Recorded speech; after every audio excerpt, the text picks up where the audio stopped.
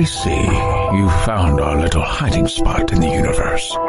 Don't get too comfortable. This is a place where you will find those with an experience that's out of this world, or possibly deep within your life. I welcome you to the Oracles with James Tyson. Lean forward and listen. We will pull you into a supernatural journey with guests from around the world, each one experiencing some of the most extraordinary phenomena this wee planet has to offer. Now, here are the Oracles with James Tyson. Thank you, Liam. And thank you, listener, for tuning in to this episode of the Oracles with James Tyson. Liam, in fact, hang around. We're going to be talking about gray, strange little aliens just like you. And it is me, James. That's not me there. That is actually a picture of an alien from the book cover from my guest's latest book. It's called The Extraterrestrial Species Almanac. It is the ultimate guide to grays, reptilians, hybrids, and Nordics. And my guest, of course, is Craig Campobasso. You've probably bumped into him if you've been at any of the UFO conferences, especially the ones around the Southern California area. Now, Craig, I met, and we actually realized this in our interview, that I met him in 2019 at AlienCon in LA, where I got my Valiant Thor fridge magnet, and which is kind of cool and after that I did want to talk to him there, but it's freaking busy. It's crazy busy to be talking. I've got a booth, he's got a booth, and trying to get together and talk about these things.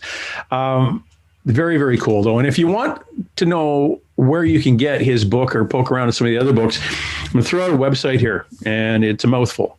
It is Autobiography of an ET. You should hear me say it the first time when I do the interview. I'm going autobiography autobiography of an ET.com. Autobiography of an ET.com. And that's it.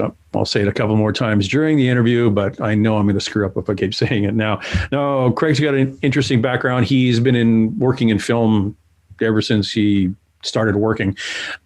He's actually worked on a feature film called Dune. If you're not familiar with it, I think there's a remake coming out. And Dune is Dino De Laurentiis and his daughter Raffaella De Laurentiis. They made that film a few years back.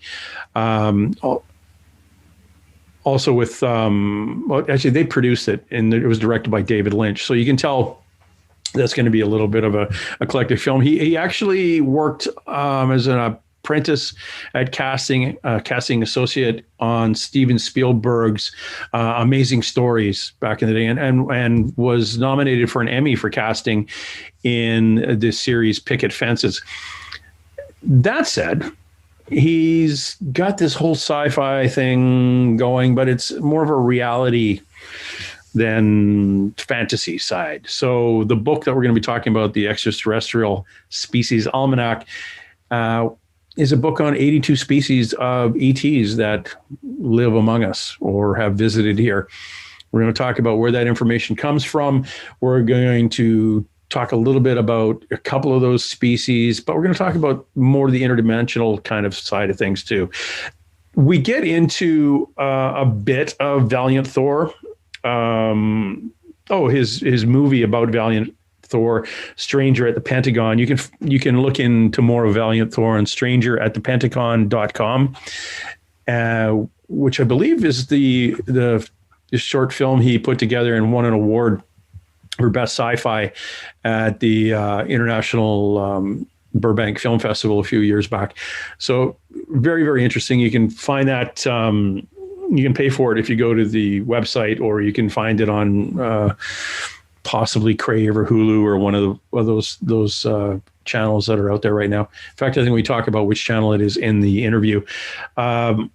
We start, getting into dreaming, his dream connections and his switching on of more of a higher vibration, and how that's kind of led his path to where it is now. We will be having him back on because there's so much to talk about. We actually go about almost a full 2 hours in this. So if you're using these podcasts to commute to and from work, if you're lucky enough to actually leave the house to go to work, just a heads up. you may get to work before it's over. So we will be having him back on, and specifically to talk about the details and some of these subjects that he touches on in his book, The Extraterrestrial Species Almanac, and where the information comes from, why he believes it's valid, and where we're going to go as humanity from there. Well, that's a big question to lay on somebody. So in your ET experiences, where do you think humanity's headed? It's like, okay, bring a bottle of wine because it's going to be an interesting one. So again, yeah, we will be having him back on. But right now, I'm going to go get Craig Campobasso, see if he's around, and hopefully he hasn't been beamed off somewhere. Hello, Craig. How are you today? I'm good. How you doing, James? I am doing well here on the Pacific lower left Canadian coast. How's LA doing? It's actually nice and sunny today. We've been getting pretty good weather in the 70s during the day, so not too bad. Oh, back in the 70s, we used to have good weather too. No, hold on. It's a typical January, cold, drizzly, and rainy. Ignore the picture behind me. That was I know, it's absolutely beautiful. And just for my viewer, it's live, like not live, but there will be birds and crap flying in the background. And stuff flying around. Okay, good. Yeah. Don't be checking your meds. Okay. Really nice to have you on, Craig. I'm very, very much interested in the book that you have right now, the autobiography. Sorry, the extraterrestrial. That's another book. The Extraterrestrial Species Almanac. Yes. Leaving that book aside, which is it's kicking butt right on Amazon right now, and it was in pre-sales, but it's been being delivered. And just for those of you playing along at home, if you go to Craig's website, which is autobiographyofannette.com. No, ANET.com. Oh, on see. ET autobiography of ANET.com.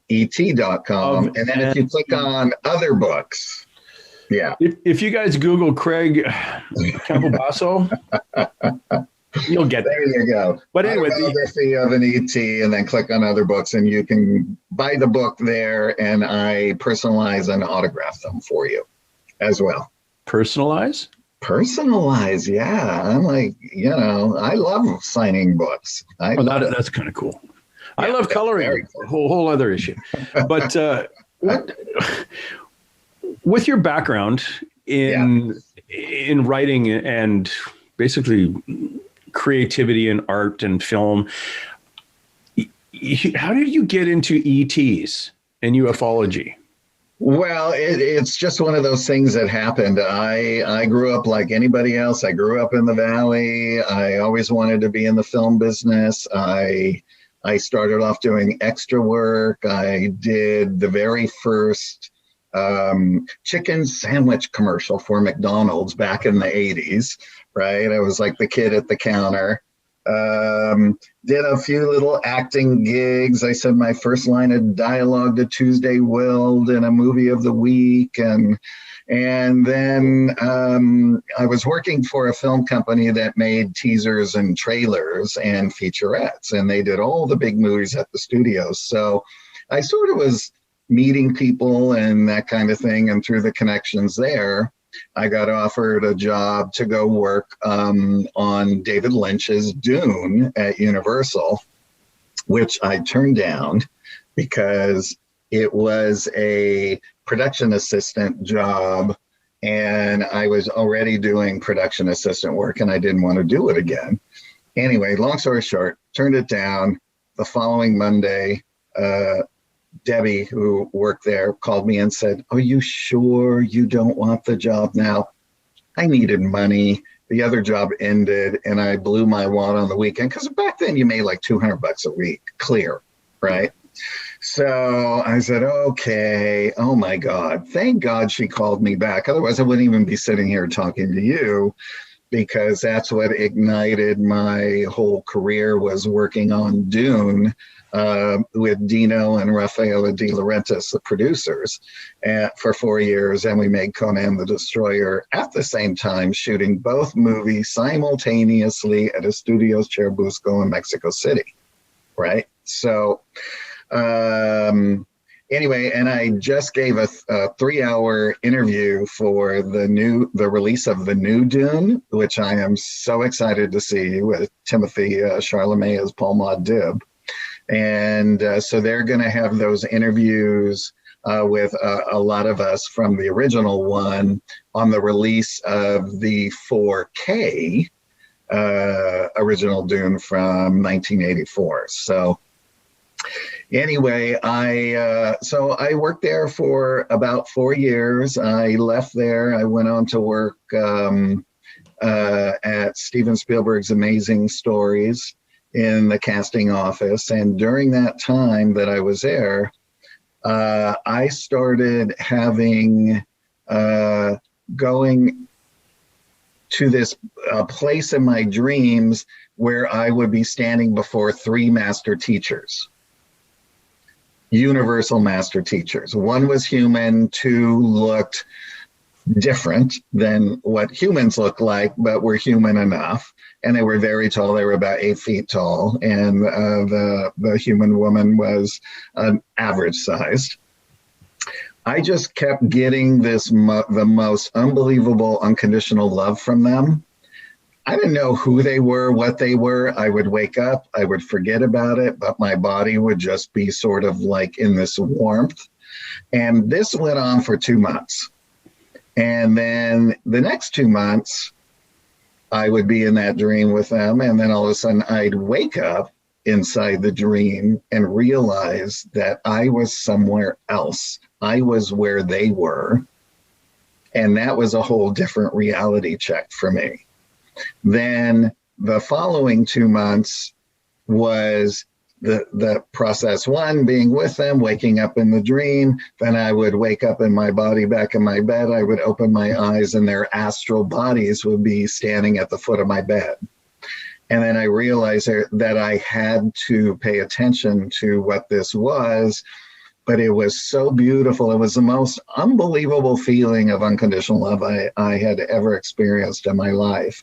The next process was they fed me this golden light from their hands, right? They put their hands like this, and it ballooned into my body and it woke up all my cells. And basically what that did was it opened me up to the universe, what is inside the universe. It's kind of like when a near-death experience happened and everyone goes like, it all comes rushing in and you feel the love and you feel the purpose and you understand the creation behind every living, beautiful, breathing thing on the planet.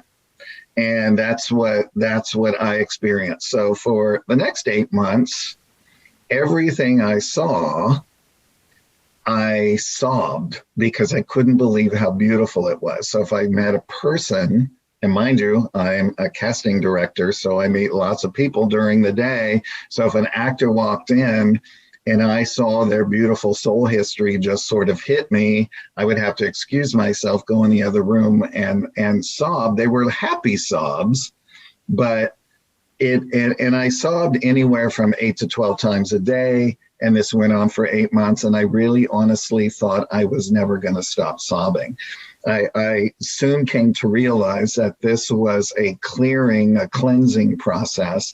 Mm-hmm. And for me to reconnect with source, with creation, not only Earth, but the entire universe.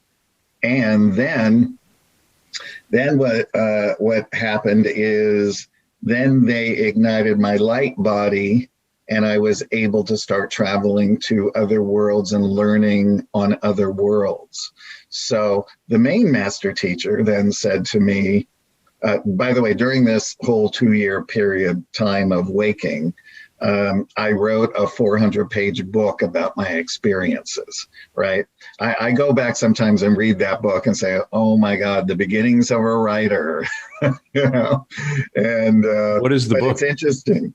Well, he said to me, what would you say if I told you you just wrote that book for yourself? And I said, Then I learned an awful lot about myself. He said, now it's time to write the real book. And I want you to sit down. Back then I had an old IBM electric typewriter in the kitchen, on the kitchen table, because I just had a 1-bedroom apartment. I was around 27, 28 at the time. And he said, I want you to just keep writing and writing and writing, and don't stop, don't edit, don't do anything. Keep writing until you can write no more. And these are the books that you are meant to write.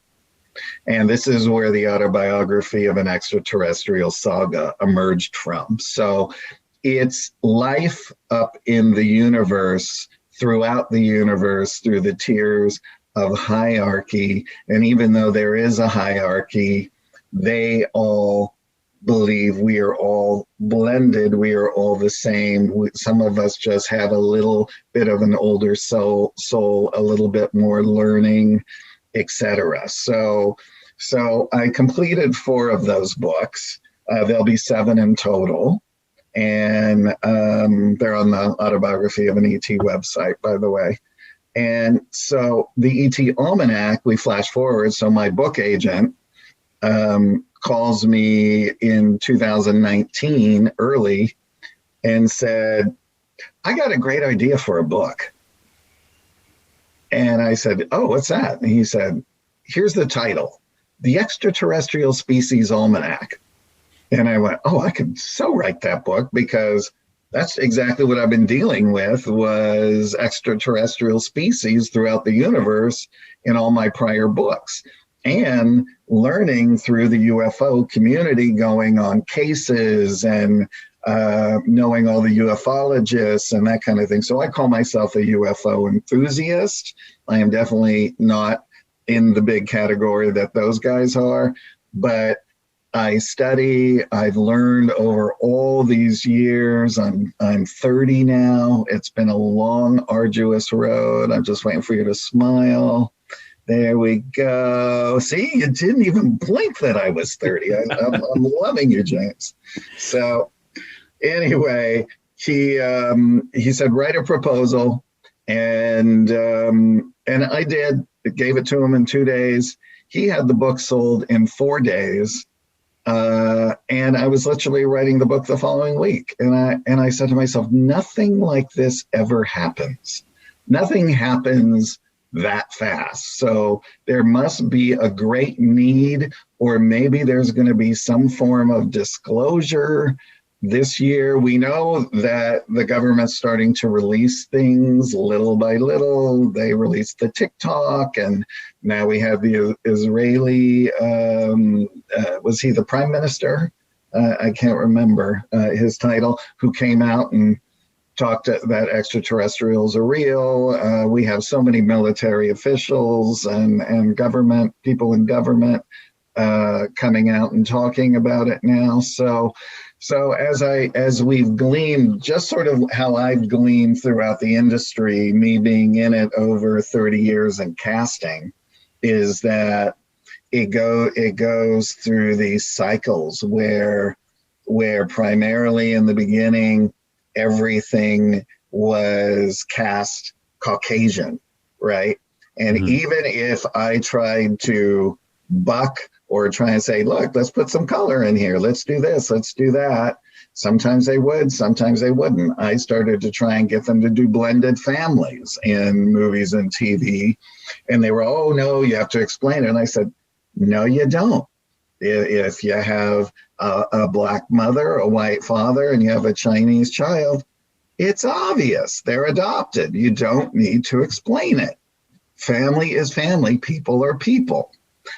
So long story, we've now seen where it's finally embraced all the cultures in making movies, and now moving forward, and the next place is going to be extraterrestrials on the flip side, on the good side, right? Not them coming here to eat us and take us away in Independence Day and those type of movies. So I used to belong to an organization of a lot of filmmakers that we got together once a month and brainstormed on how we could bring a collective consciousness about the enlightened beings that are here, etc. So this is how the book came about. And of course, it's fully illustrated, and I have, I believe, 5 or 6 actual photographs of extraterrestrials in the book. That's pretty cool. That is very cool. Yeah. Yeah, that is really cool. I was at the LA International UFO event or whatever it was. It wasn't Pasadena the year before, last year. Oh, yeah, Conscious Life Expo? No, it was a UFO conference. Mm. Yeah, it was in Pasadena in 2018, and then 2019 it went to LA at the Civic Center, which sucked. Alien Con. Alien Con, yeah. Yeah. And there's a guy who I've met at a few conferences. His name's Buster Johnson, or Johnstone. And he's got this Polaroid thing where there's a handprint on it. Uh-huh. And he was walking around going, would anybody like to see this? And I'm going, yeah, I would. It's like, holy crap. And he's got this FBI document that goes with it where they send it to forensics. And they said, yeah, it's definitely a being of some sort, but not human, because they checked all the fingerprints on it and the little fibers and stuff. And it's like, there are people out there with photos and with stuff. Yes. And nobody sees it. And they're literally walking around going, I got this. And people are just, and I think it's like what happens with you. If it's the time, it's like the switch comes on and then people go, oh, you've got that. That's right. It's like it's out there, but until they think we're ready. Right. He's invisible. Absolutely. So it's exciting, and it's doing really, really well. So I'm very excited about that. And the dreams, going back to your dreams, I've talked to a few people, Solretta Anteria, an Australian girl who is an ET communicator and has been since she was seeing him at the foot of her crib when she was a kid. Yes. She was kind of an interesting story. She speaks light language. Yes. Uh-huh. And a Japanese documentary had her, they took her to Italy, met an Italian lady who spoke light language and Italian, and they put them in a room together and they just spoke light language back and forth, separated them. And they had a full on conversation in a language we don't know. That's right. And in the ET Almanac, there's several races that speak the light language that I've identified in the ET Almanac as well. So how many races do you have in there? So there's so many that are visiting Earth or have visited. And I chose the number 82 because I am an avid fan of Paul Hellyer, the former Canadian Minister of Defense, and all of his work. And in an interview once, he talked about 82 races that he knew of that were visiting Earth. So I said, I'm going to just take that 82 and go with that. Very cool. Yeah. Excuse me. He was one of those guys that he's one of those guys running around with the flag that people were going, right. Let's not pay attention to him right now. And all of a sudden, excuse me. Remember what Paul said like 20 years ago? Yeah, it's all kind of coming around now. Yes, absolutely. Now, when it gets into conspiracies, I just got to throw this out here. I'm not a big conspiracy freak because I worked for the federal government for such a long time. Right. I couldn't get 5 guys to agree on going to coffee in the same place. But one person's conspiracy is basically another person's policy. Right. It's policy. We do this because it's always been that way. And until somebody comes up with a better way of doing it, this stuff always goes into that file. You get this information. This is the file folder or file cabinet it goes in. Why? That's policy. Right. But it's a big conspiracy to keep it out of the other file cabinets. Actually, no. If you check our policy manual, it says to go in there. So is there a conscious effort to deceive? No, I think there's a policy effort to withhold. And eventually, yes, somebody will get to a point where saying, okay, we just reviewed our policy on this, which is and I come from a federal policing standpoint, right? In any review, and these reviews happen, biannually, they go over policy and go, we don't really need to do this anymore. And it makes it easier this way, or it makes it more streamlined to do this. Or what's the purpose of withholding? Oh, we didn't want to say anything because every time there's a UFO, it's always around a nuclear facility. And we don't want to tell everybody where nuclear facilities are. If those are the only places the UFOs are around, that kind of thing, then it just became policy in the 50s. Now it's like, yeah, well, there's no big deal. Everyone knows where we got a missile. So. And the internet, is just chock full. If you're a non-believer, all you got to do is search the internet and you will see actual footage of all kinds of things. And there are actual pictures of beings and things like that. And from my experience that I just shared with you is where I became an empath, right? So when I look at these things, I feel the realness or the reality of them. And some of them are just hauntingly, somebody captured something that wasn't there. I've captured things on camera as well. I've captured spirit. I've captured, I was actually going through some old photos when I was in Sedona, and I actually forgot I captured a round scout ship around Bell Rock. Right there, right in the middle of the picture.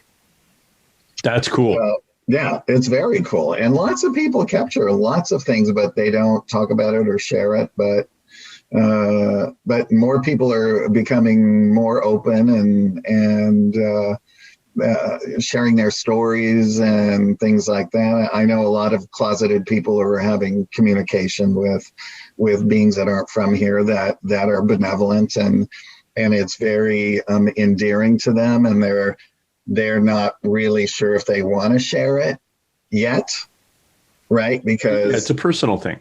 It's a personal thing. Theirs, so yeah. Some like to keep it for themselves, and others, unless they feel the calling, will then come out and talk about it. Yeah, we're getting better now. And that's, I kind of credit, believe it or not, I credit this bizarre fad for the last 10, 15 years of paranormal television where guys are wanting to poke at a ghost. Yeah. It's that kind of led into the thing where now you'd be watching it and your grandmother would say, "Oh, I saw a ghost in the house when I was a kid." Right. And then it kind of expanded into more of a clear conversation about this without fear of throwing Granny in the rubber room. And I would travel to, there's a international Bigfoot conference in Kennewick, Washington.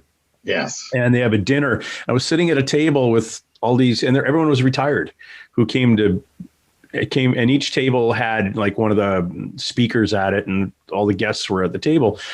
And it was interesting. My observation was that these seniors, retired people, couldn't really talk about this at home.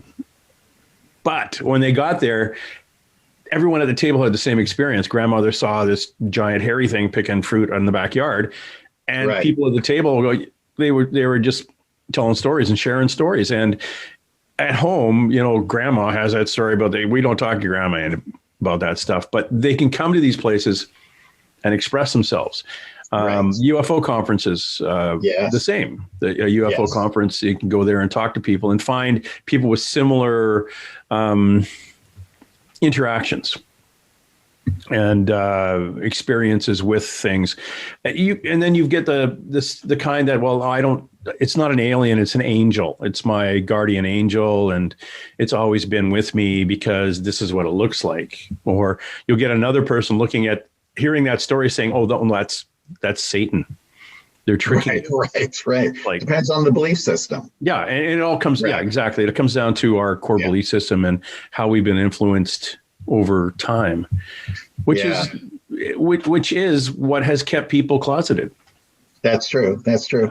My mother never talked about seeing ghosts or anything like that. She did tell me once, our family comes from a line of people who are psychic, not that they were psychics. She said, I got it from my mother.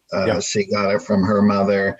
It passed down along to me as well. And when I moved out of their house when I was 17. I had graduated high school early, moved out at 17, already was working in a job, had my own apartment.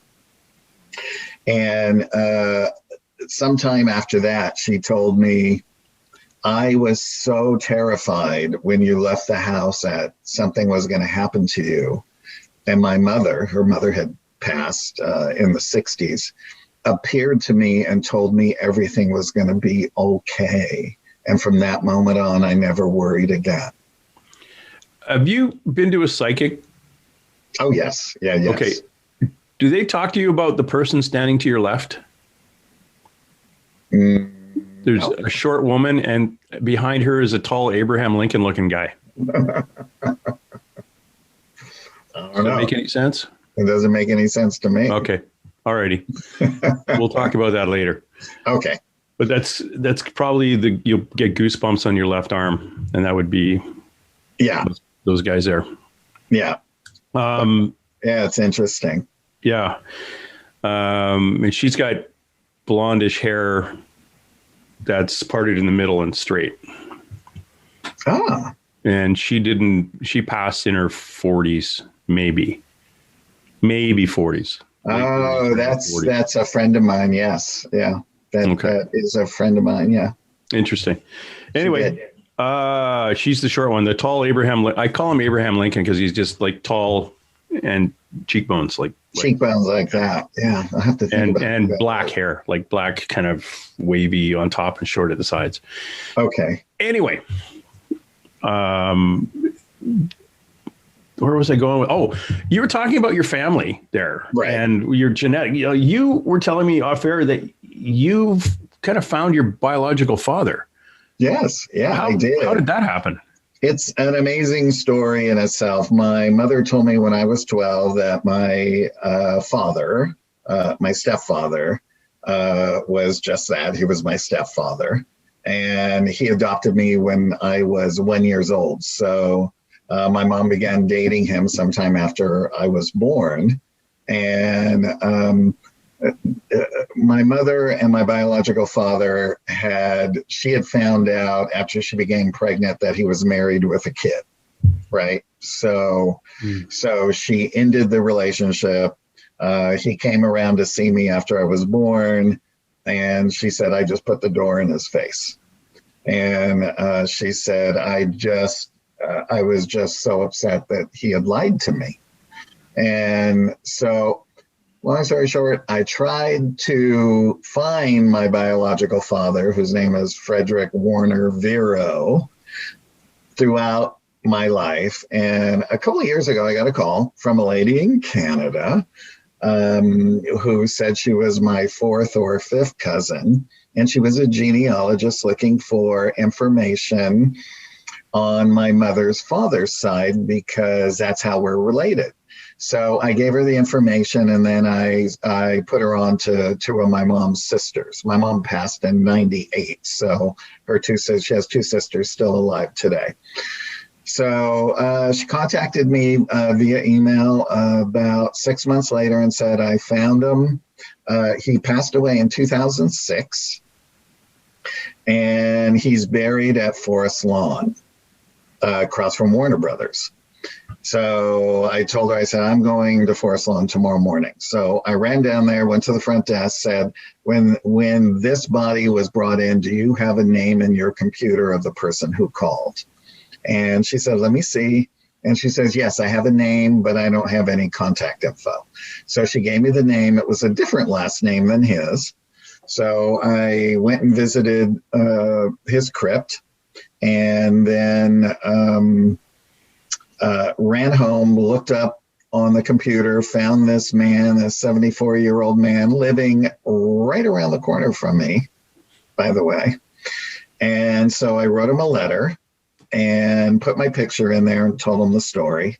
2 days later, I got a phone call from his son who said, my dad got your letter and we wanted to say, and then I sort of interrupted him and I said, oh, was your dad one of his friends? And he said, no, it's actually his half brother. And I went, oh, so you're my cousin. And he goes, yeah, I guess I am. He goes, but what's really uncanny is you're a dead ringer for him. And that's why we're calling. And I said, well, that's amazing. I said, so I made arrangements to meet them both for dinner, which was a long 3-hour dinner. And so happy to have them in my life to this day. They're all wonderful and have shared everything. But during this dinner, when my Uncle John was sharing everything, about an hour in, he said, oh, so, you know, your father was he wanted to go into the Air Guard, I think at age 17, and our mother had to sign a piece of paper. They had different fathers. And he went into the Air Guard. When he was 18, he went into the Air Force. And, oh, and hey, by the way, he was in that Project Blue Book. Your face was my face, right? Yeah.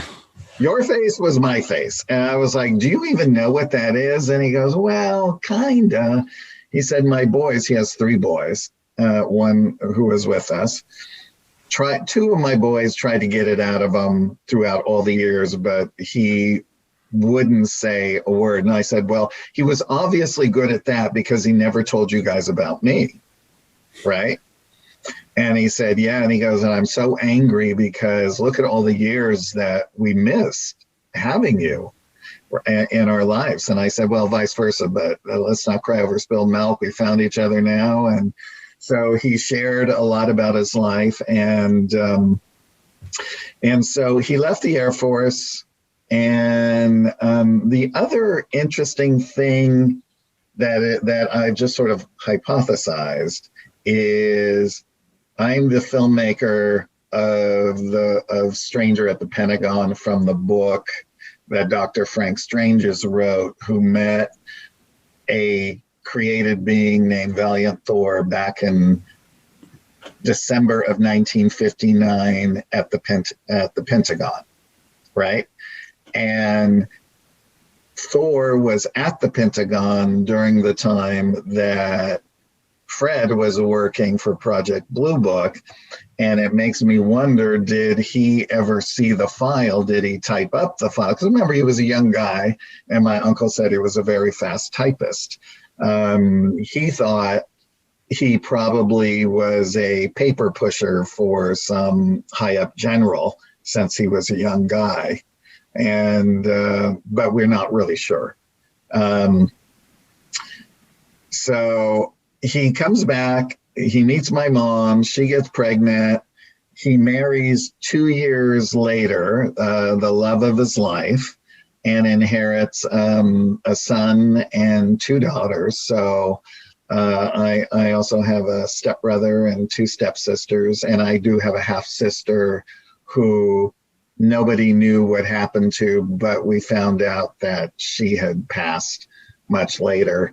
So after Fred he became the head of construction for Warner Brothers, building all the sets for their movies and television shows. Oh, cool. So here I am writing books for MUFON, right? Which is a US-based nonprofit comprised of civilian volunteers who studied reported UFO sightings. And Project Blue Book is the U.S. Air Force study on UFOs that started in 1952 and was decommissioned in January of 1970, which investigated over 11,000 sightings. So that corresponds right there. And having the mindset of being interested in this area, but also being in the film business, right? And then years later, after he left Warner Brothers, he opened up his own scenic shop, and he designed and built stage sets for the Hollywood Bowl, Elton John, Michael Jackson, Alice Cooper, Neil Diamond. He even did that show with Bing Crosby and David Bowie. Remember that Christmas special, right? Interesting, just so interesting that our lives sort of coincided in that respect. So I've gotten to learn from him, from all the people that were in his life. And also I found his best friend who was in his 80s, and I got to learn all the other stuff that the family didn't know, right? And which sewed everything together for them with Fred, because he was very secretive, right? He wasn't a man that talked about things, right? He kept his emotions close to his chest, except when it came to the kids, the three kids. Yeah. So that is mind blowing set of links there. I dedicated the book to him in the beginning, and put his picture in there. I've got a bizarre question for you. Well, not really bizarre. Did you ever have a booth at Alien Con? I did. And I was just thinking the same thing that we talked. Did you give away a bunch of Valiant Thor fridge magnets? Probably. Yeah. I got one from you. I remember now. And you were wearing your hat. Yeah. I had a booth on the same row. Well, down this way, you were this way. This is the one in downtown Los Angeles. Yeah. This was at the Civic Center one. Civic Center, yeah. Exactly. Yeah, and that's where I got my Valiant Thor fridge magnet. And I talked to you guys and said, hey, I should interview you. And you went, yeah. Well, I gave you my card. And then I lost yours. Now. Yeah. It only took a year. But we did it. Yeah, because I was really interested in the whole Valiant Thor thing, and it was fascinating to me, and I still don't know anything about it, really. The story is fantastic. For your one listener, they can go to strangeratthepentagon.com. I made a short film about it, and people can watch it there. Or if they have Amazon Prime, they can watch it for free on Amazon Prime as well. And the story, I read the book in the late 80s. And there was photographs of Valiant Thor, his vice commander, Dawn, and another crew member whose name is Jill, was a blonde woman, that were taken at Howard Menger's farm in Highbridge, New Jersey. Howard Menger was a human extraterrestrial contactee. All of the humans from across our galaxy and beyond were contacting Howard. Howard would help them acclimate with clothes, earth clothes, things like that. I remember there were talks of the extraterrestrial women never worn a bra in their life because their actual uniforms are supportive, right?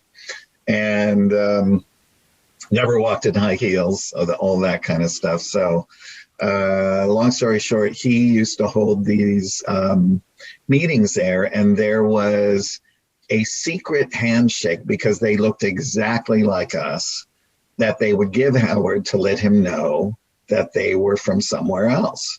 And at this particular meeting, there was a amateur ufologist named August Roberts. They called him Augie for short.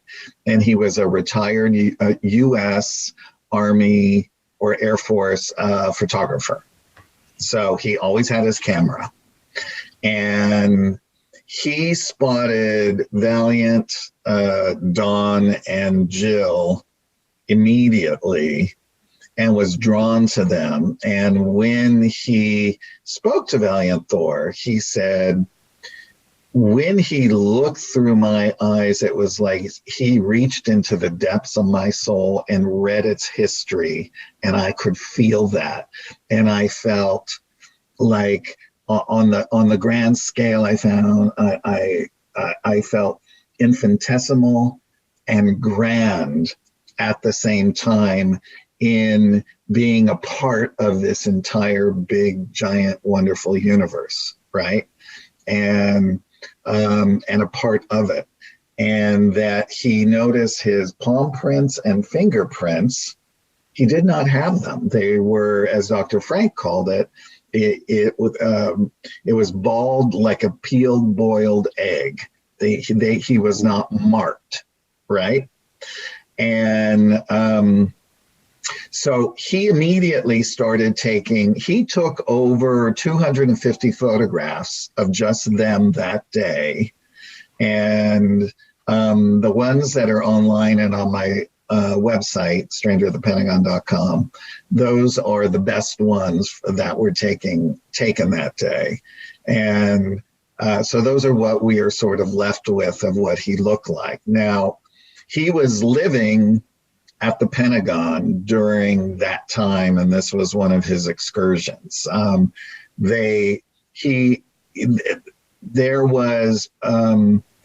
There were extraterrestrials who came quite some time before his appointment, which was on March 16th, 1957, to alert the U.S. government that a universal emissary was coming with a divine proposal.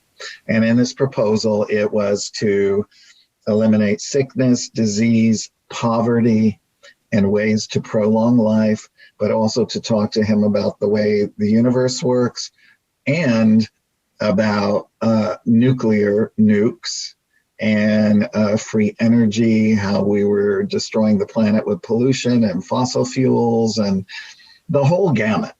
So he arrives, he's brought on a Saturday morning at 8 a.m. He arrives in a scout ship in an agricultural field in Alexandria, Virginia. He's picked up by 2 police officers who then bring him straight to the Pentagon. Other cars were looping in to protect the car as well. And he was briefed by the Secretary of Defense. They put him on the underground train, and by 11 a.m. he was meeting with Eisenhower and Nixon as well. And they briefly talked about the proposal. The allowed amount of time would be 3 years for him to be there with him. So he lived in an apartment below the Pentagon. And this would give them ample time to discuss this proposal and how things could be implemented. So, of course, this is around the time that the military-industrial complex is taking root, which is the off fraction of the original military, which is now going to take full spectrum control of the world by any means they see fit. Right. So they have already in their possessions all those down saucers in Arizona. But what they don't have is organic technology, and Thor's craft are organic. So they're doing everything in their power to obtain that. What is organic technology? So organic technology, for instance, in Thor's case, and it's different for a different craft. By the way, in the back of the ET Almanac, I explain all of the extraterrestrial craft and what an organic craft is, what a plasma craft is, what a thought ship does, all these different things. So that's all defined in the back of the book. And there's also a terminology of the extraterrestrial world. So I always say to people, go back there first and read those sections before you start the book, and it'll sort of give you a little head jump. Ask me the question again. It just slipped my mind. Organic. What is the organic organic craft? So it's alive. The brain is real organic brain matter. And they also, in certain ships, can marry their own DNA also into the metal. So the commander of that craft is the only one that can drive it, the only one that can open it. Mm-hmm. You see. So if Thor gets in his craft and he wants to go from here to even another universe, all he has to do is think of the resonation field coordinates in his mind, and boop, he's there. Just like that. It's like a jump. They jump from here to there. So other classifications in regular extraterrestrial craft is the pilots will wear a sort of headband that comes around and hits on their temples here. Their mind marries to the organic material in the craft. By the way, all these craft have their own personalities. So some crafts are men, some crafts are women, some crafts are androgynous. They all have voices. They all speak to you. They can help you. Whatever you want, they can do, right? So when they marry that to the craft and they put the coordinates in, they can also do a jump. Or if they want to take their time, they can go what we call inside the inner space continuum, which is like a tunnel that goes across the universe as well. And there's just so many different fascinating things. There's some races, by the way, that are in the ET Almanac, like the Regalians, which is sort of like they look like lizard humans, by the way. This is from an actual book. Colonel Wendell Stevens, in his lifetime, did 65 books on people who were having contact with beings from other worlds. So I got the permission to use about 7 of these books for these races, and this was one of them.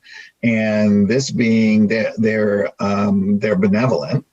This being was communicating with a 14-year-old Cherokee girl in the Carolinas, and at one point brought her on the craft, and her parents in the village knew that the daughter had gone. The being hooked her up to an apparatus, hooked himself up to an apparatus, and it all was in a like tied to a box. And then they were able to communicate with one another. But the interesting fact is usually those memories are erased when they're put back. But because she was hooked up to the box, she was able to remember everything in full, vivid detail. And so that's what's in that book. By the way, if people are interested, they can go. All his books are in PDF form on UFO Photo Archives. And this book was called UFO Contact from Beyond Roswell, A Cherokee Girl's Odyssey. And it is just, all these are just fantastic, amazing stories of people that were being visited, from beings that were human to beings that looked a little different than us as well. There's another race called the Yargans that looked like humans and a mixture of seals as well. They had that sort of seal skin, and they were ocean mammals that evolved over time. And so their society is really, really fascinating and interesting. And there's artist renderings of them in there as well. So Yarga is IARGA. Let me just double check that. But it's pronounced Yarga. Yeah, Yarga, UFO contact from planet Yarga. That's cool. Yeah, so there's so many fascinating things. That's why I said over all the years I've just studied all these different cases and cases of contact, and it was just so fascinating to be able to put them all in the book. And there's another contactee named Maurizio Cavallo, who is in Italy, who is in contact with clarions. And the clarions are, they're human, but they are just, they look like these beautiful living dolls almost. They're so perfect. And some of the women have these beautiful round faces with these sort of slanted, beautiful blue eyes. And he actually allowed me to use a photograph of a male and a female clarion in the book. Oh, cool. Yeah, so you will actually get to see what they really look like in the book. And what's interesting, so what's not in the book is, let me just find it here. The male's name is Sewell, Suell, and the female's name is Nelpha, Nhelpha, and she is a master at astrobiology and chronoastronomy dimensional, which basically means she studies, it relates to time, the universe, and in between the dimensions, because they are all interdimensional. And they're always doing the fluctuations. So, for instance, when this planet started using the atomic bomb in 1947, that's when this planet started getting visited by a lot of races. They came racing here to see what we were doing. Valiant Thor, for instance, told Dr. Frank that during that time, they had put 100 ships around the Earth to stabilize it so it wouldn't get knocked off its axis. But also one of the things he discussed with Eisenhower is that every time a bomb goes off, it not only disrupts the spiritual essence of the planet, but it disrupts the access, it disrupts the dimensional ripples into the other dimensions, and it sets waves out into the universe that affect the other planets. So they really need this harmony. So there are actual vessels that are super cool that are there. There'll be a mothership. And this mothership, we'll pick 12 dimensions, is in every dimension simultaneously, but in each dimension, it's a different crew. But it's the same mothership. And all of the commanders can just think, I'm in the third dimension, I need to go into the fifth. They just think it, and then they're walking on the bridge or wherever they want to be, and they're always sharing information back and forth to make sure that that equilibrium is being maintained. Isn't that amazing? That's like it's cool. Beyond amazing. Yeah, it's like amazing. So I love sharing these things because people just hear about all the bad stuff. And to know that there are these beautiful beings that really are here in full force. And they really are here to help with the transformation of the planet. They can't do it for us, but they can hold our hands, and they're going to make sure that this planet does not get blown up. There's no way that that's going to happen. So I know that that's a lot of fears of what people have. I met a woman whose father was in the military when she was a girl. This was way back in the early days of Valiant Thor, who is still here on the planet today, by the way. And her father kept telling her that she wanted her to go out with this UFO group because someone from another world was going to come and talk to them. So they would go on to the desert. And she was, I think, about 15 years old. And she met, she met Valiant Thor, and Dr. Frank was with him, she said as well. And people were able to ask him questions. And one man asked a question, because this was during the time of the Cuban Missile Crisis, where people were very terrified.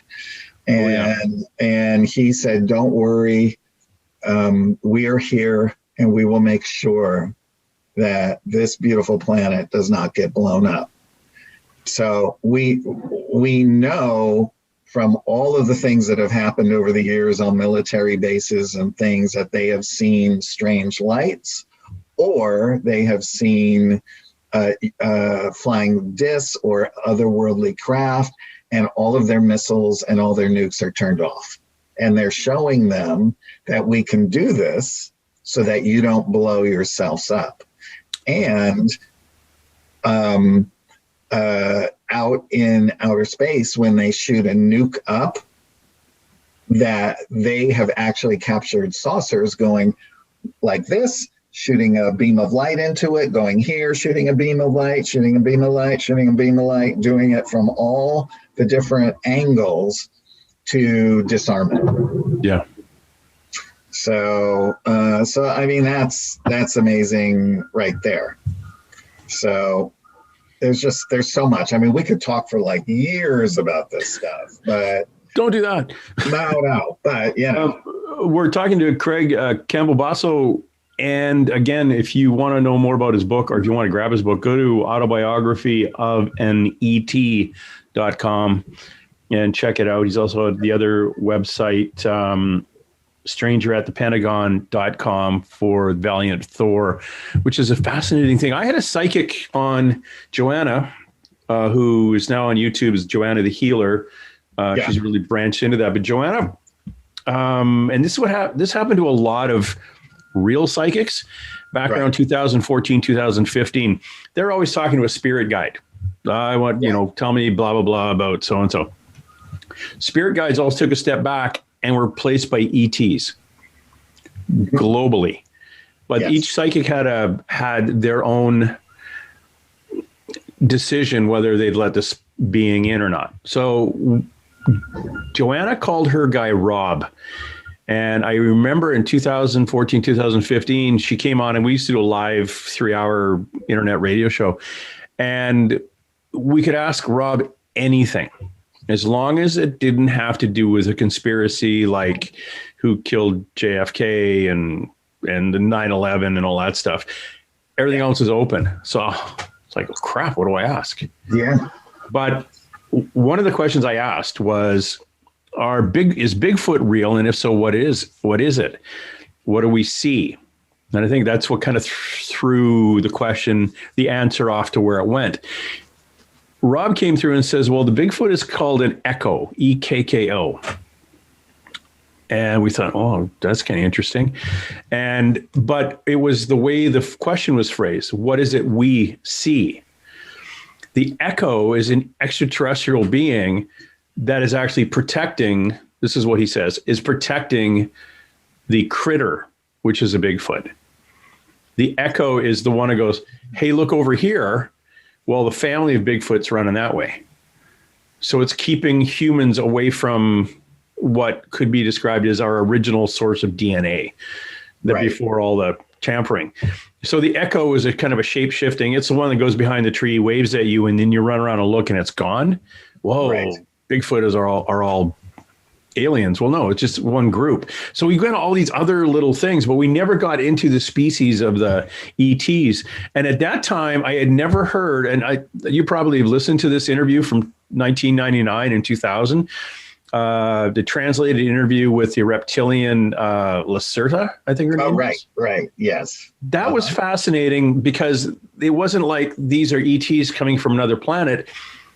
These reptilians actually are the true Earth inhabitants that live underground. Right. And they have their own spaceships and they come up and, you're not supposed to be really digging around. Don't get down into the holes because they get pissy, which I'm thinking is kind of that whole Skywalker Ranch thing.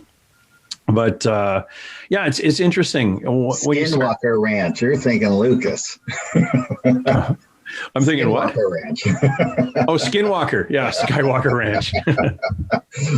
Actually, if the apocalypse didn't happen last year with COVID, I was going to go to Sturgis on my motorcycle, and when we were riding back, I got an invite to a place called the Blind Frog Ranch, which is 12 miles away, I think, from the Skinwalker Ranch. Right. And the lady I was talking to said, yeah, the fence line doesn't really keep the weird stuff from happening.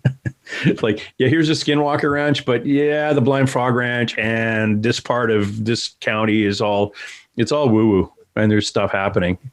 So, wow. But it's one of those things you can get hurt.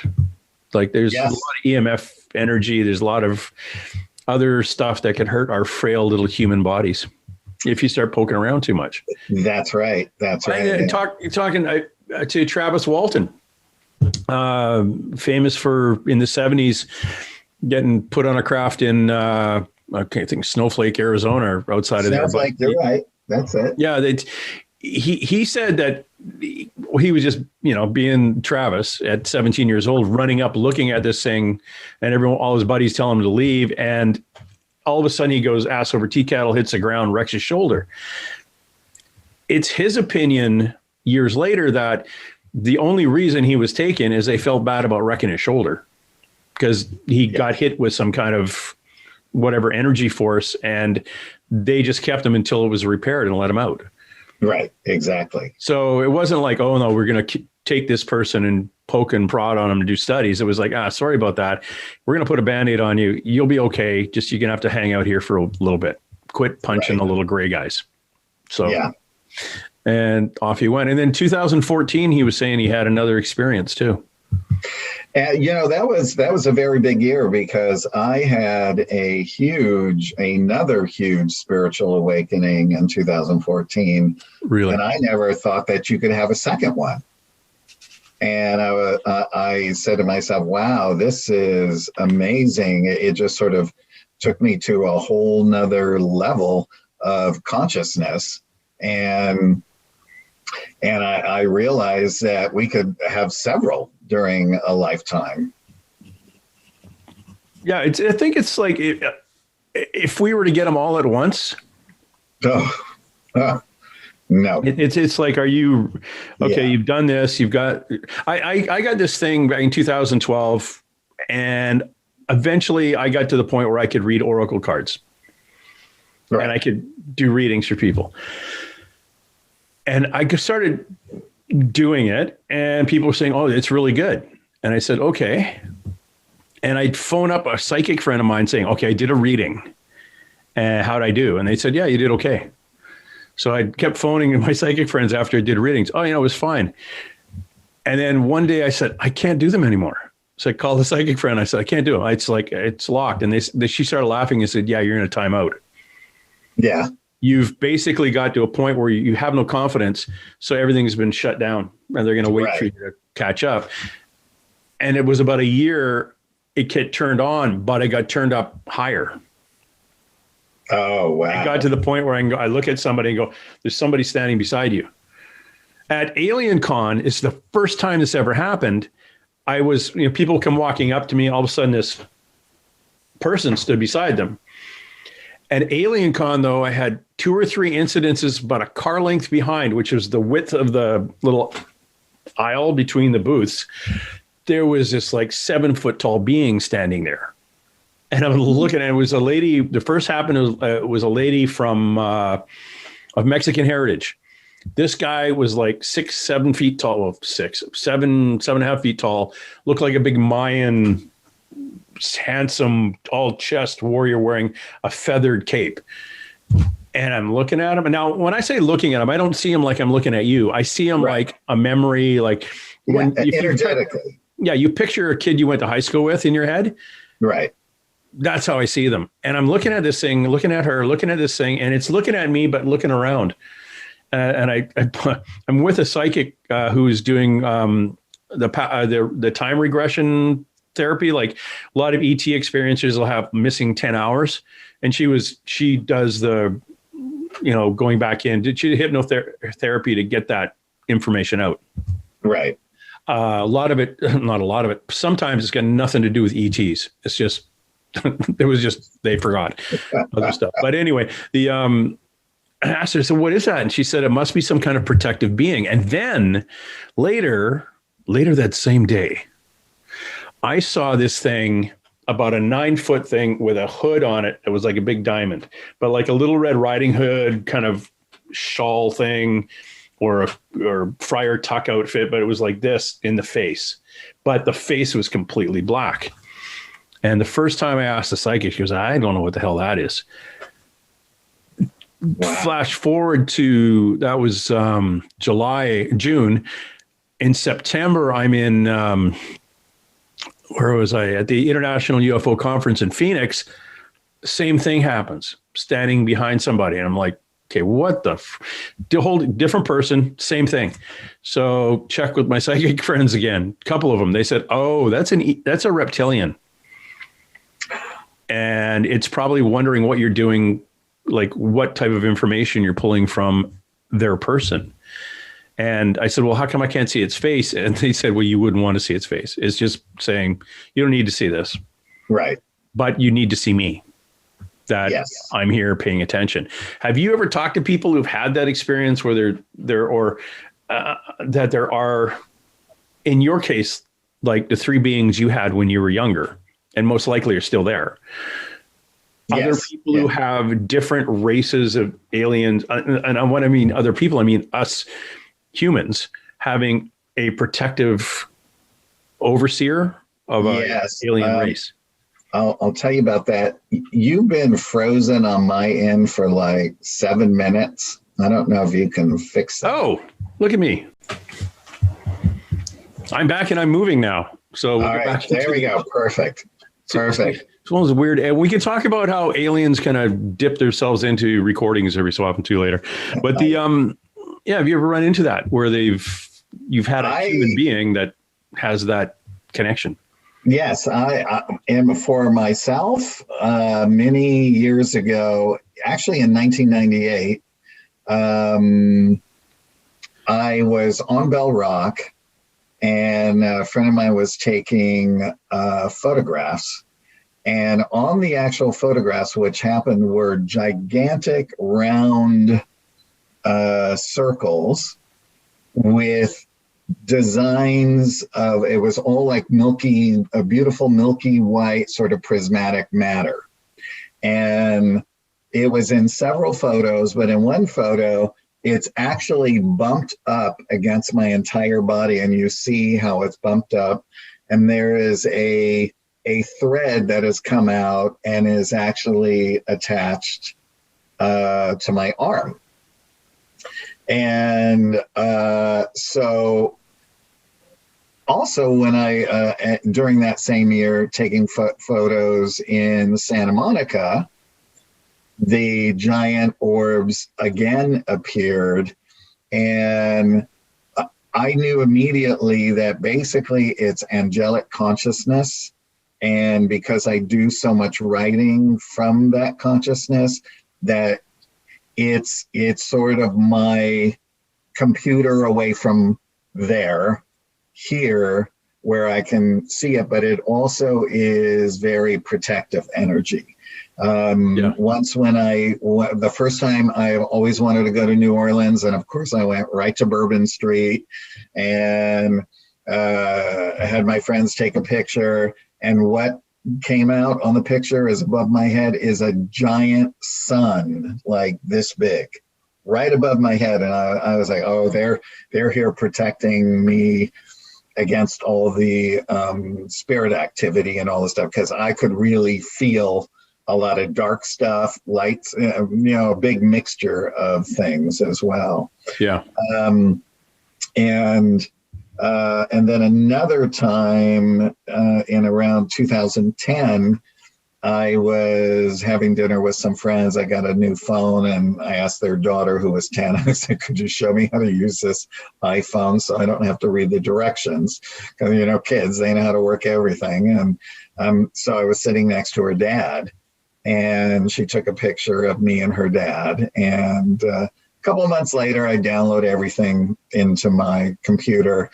pops up, and right above my head is a 3D image of my mother who had passed away in full 3D. It's the most mind-blowing photo ever. And when I showed it to family members, I mean, people were just crying and sobbing and all of that. And I showed it to even paranormal investigators. And I said, that is the best proof that I have ever seen of a spirit. Yeah. So in my case, yes, I do know of other people who they do have these protectors that go along with them to just make sure that they're okay getting through this life, etc.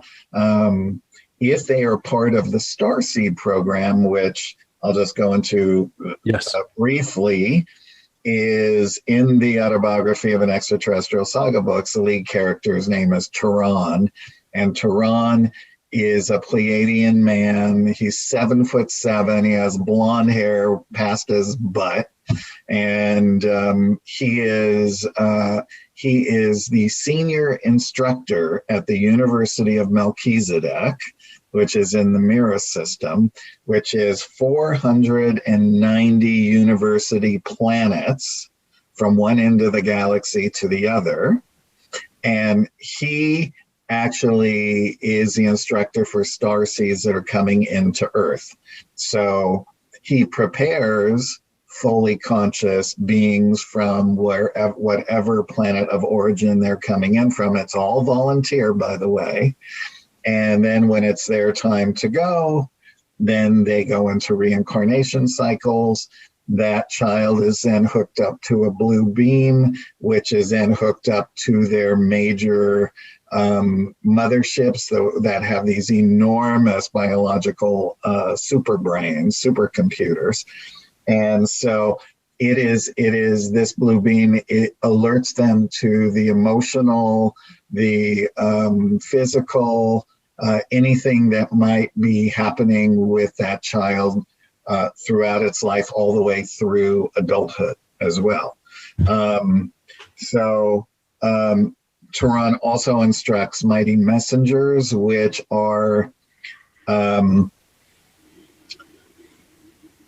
starseeds that have come into Earth over and over again. And if they want to become a mighty messenger, they come in and they reincarnate as every race, religion, creed, sexuality, everything on the planet. And when that is complete, they can become a mighty messenger because they now have walked in every shoe and are completely understanding of everyone.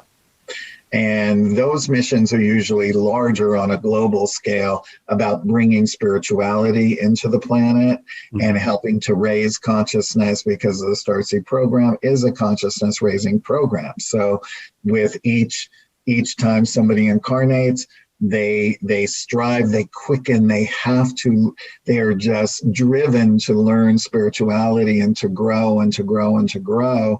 And then that grows in their families, and then they become more advanced. And then those children are able to sustain stronger starseeds that come in, that are able to have more knowledge coming in with them. Like today, starseed children that I have met starseed children at the age of 14 who speak 5-star languages, including Pleiadian, that are drawing star maps, that are building crystal grids, that are building machines that are going to help the planet.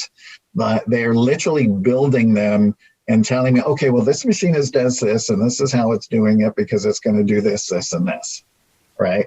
So all of these little geniuses are now embarking on us, and so everything just the consciousness keeps raising and raising and raising, and then when we shift over into becoming fully conscious, which is on the way, then the planet will shift over, And then it will start going into peace again, and we'll have many, many, many, many years of peace.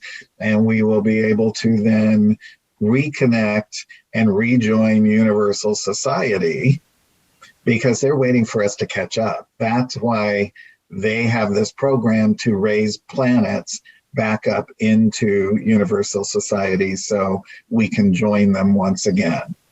That's the benevolence right there. So that's like on Thursday? That would, no, well, it could be Wednesday night. Hurry up, damn it. Hurry up. Yeah, I'm ready. I interviewed a few years back Akiane Krameric. In the age of 8, she painted an oil painting of, it's called The Prince of Peace. It was a painting of Jesus. When she was 5 years old, she said that Jesus took her up into space. And of course, Akiane was raised, homeschooled, atheist family, no Bibles in the house, 5 years old, living in a rural area of Illinois. Walks out and said, "Mom, Jesus took me up into space last night." And her mom's going, "Where'd you get that name from?" Well, that's what he said his name was. Well, she started doing drawings and paintings, and she's a genius in oil painting and poetry. She's like Oprah kind of made her very popular, did the rounds with all the Good Morning America, or whatever, all the TV shows, and then got stuck with me. Then because I was the weird one, instead of being on 100 Huntley Street or something talking about Jesus, I said, "So have you ever lost any time?" "Oh yeah, I lost 10 hours and the police were called, and I got out of bed and walked in the hallway and the house was full of policemen, and they said, 'Where have you been?' And I said, 'I was in bed.' And they said, 'No, you haven't been there.' And she says, 'Well, sometimes I go up into space when I'm sleeping.' And one of the things she did is she painted a picture of the solar system or the universe at a very young age that you needed to be on a POV from, or point of view from space to see it. Right. You can't, it would be so hard for somebody to say, okay, here's a picture of our universe. I'm now going to paint a picture of it from this angle. But she did that. And she said, well, that's what I see from when I'm up in space. When she's up there. I remember that story, and I remember her beautiful oil painting, but I never saw the one of the solar system. That I really... Yeah, she's got a number of them. She's got a couple of Jesus paintings now because the first one got stolen. And possibly is in somebody's safe in Australia somewhere, but so she had to paint another one, which was kind of funny because her mother had been saying, hey, she paints from actual models. It's not for people. So she was wanting to look at a guy with a beard, brown hair, and every time mother would point one out, because she had a little booth at flea markets and things, and they said, no. And one of her neighbors had legit had a carpenter working who was this tall guy with a beard, and said, hey, you should go down the acreage over there. There's a girl who's looking to paint a tall guy with chestnut hair who's got a beard. And she says he knocked at her door, and she remembers looking up at him, and he was like 7 feet tall. And she said, that's it. You're the guy. So she painted him. And then, of course, I say, and then he disappeared and was never seen again. And she said, no, he's a friend of the family now. So it's but it was really interesting because there's an article, and it's on the internet, so it's got to be true, where they digitally took the Shroud of Turin and put it over her painting, and it fit perfectly with the cheekbones and the eyebrows and the nose and the chin. So, and there was that little boy, and I can't remember his name, who said, I think he died, and Jesus came in, and he said, out of all the pictures of Jesus he's ever seen, hers is the actual real Jesus that he saw. Yeah. And there was a movie about that kid. I can't remember his name either, but yeah, it's fascinating when you start talking to people who are gifted in that way or are in that light, that they can perceive things that you have to be off planet to see. That's right. And she was always one of those ones to me. It was, obviously you're not from here. So it's like, that's right. I just go out with these things. I call them light beings. And I said, yeah, we all call them light beings. That's right. But you're still homeschooled and your parents don't want you talking to people like me. So it was, I shouldn't say that, but yeah, it was, yeah, I asked her questions that most people weren't going to be asking her. Yeah. I think in the end, when everybody just realizes we're all the same, we're all the same, all across the universe, we're really all the same. We all came from the primordial atom. We're all made of the same substance. We all are of consciousness. We might just all look a little bit different and have differences in our demeanors and things like that, and behaviors, and but in the end, it's meeting a ET, an angel, whatever. We're all just the same, and they tell us that as well. It's good. Other than our meat sacks are a bit different, and some work and some don't. Right. A little bit of past life karma carrying over. Who knows? It is interesting, Craig, and I don't know exactly kind of where we're going to be going with it in the future. I'd like to think it's positive and everything. I've always been, well, since I've really had this thing switch on, 8 years ago now, I've always kind of kept cutting the negative people out of my life. Right. I don't give them the energy I used to.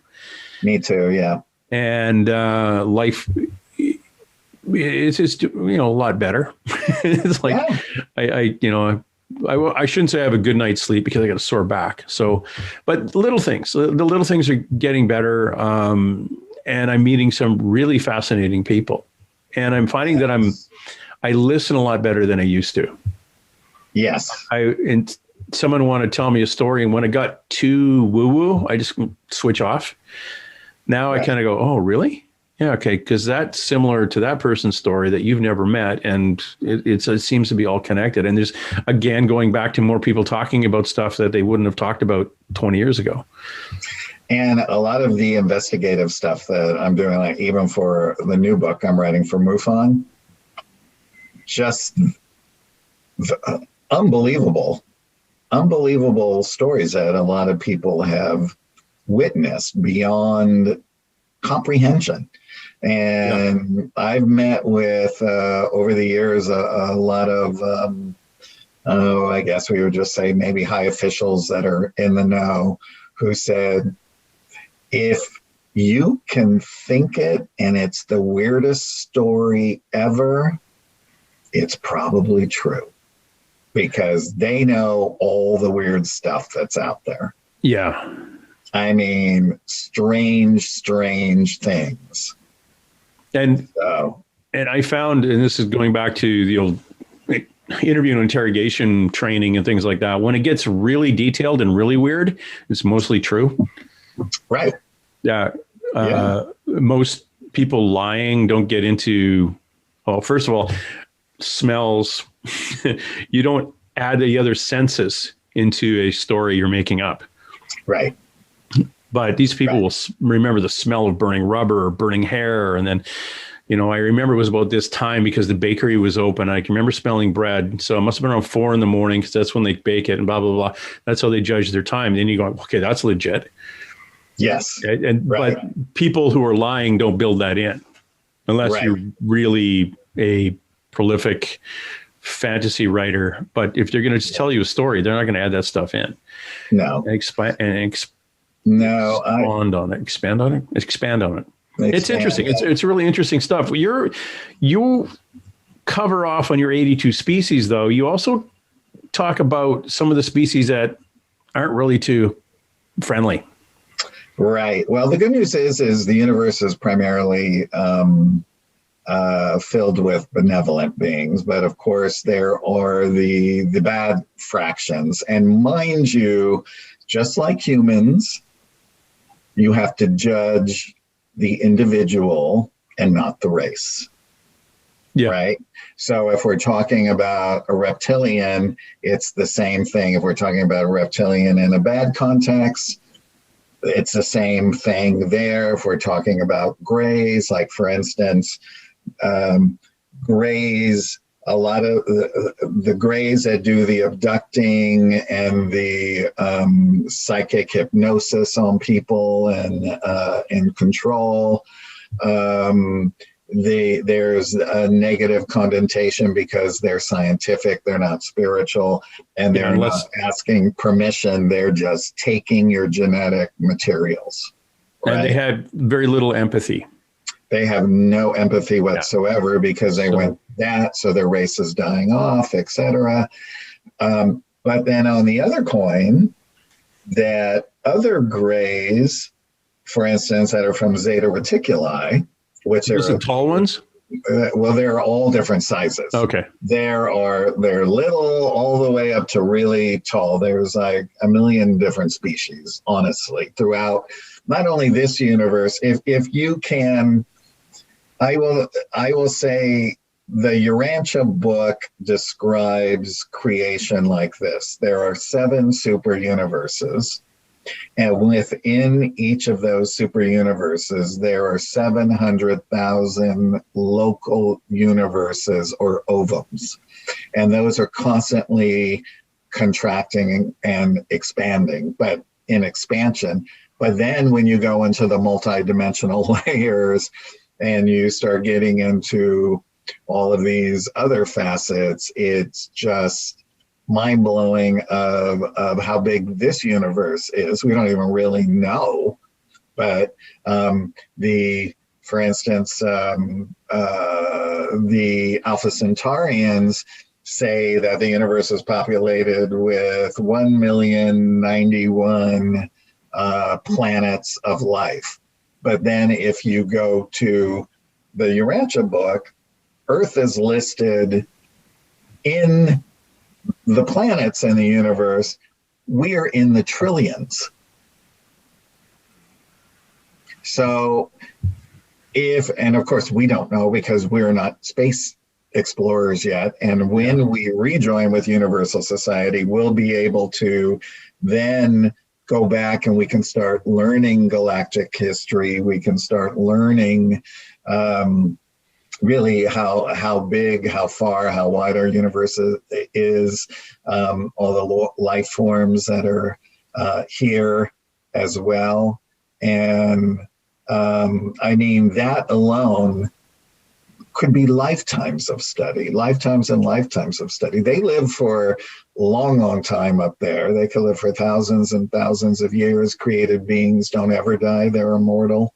And so they're really looked up to. We would put them in the angelic class because they are the ones who are the teachers that oversee worlds. So if there's disputes or things like that, will be a created being that will go to that world and will help them to come to a peaceful outcome. And it's just so interesting that it even gets further into like a created being can pick and choose what they look like if they want. But in like Valiant Thor, the way he looks, he's a very handsome sort of Scandinavian looking man. He glows in the dark. You look at his photos, he definitely stands out in a crowd. He definitely does. And he's 6 foot and has brown eyes, brown hair. And so let's say if he was going to 2 reptilian worlds that were having an argument, instead of going as a human, he could therefore take on what they call a soul vector suit, which would be a reptilian looking suit. And he could inhabit that while he goes to negotiate so that they feel comfortable that it's not some other energy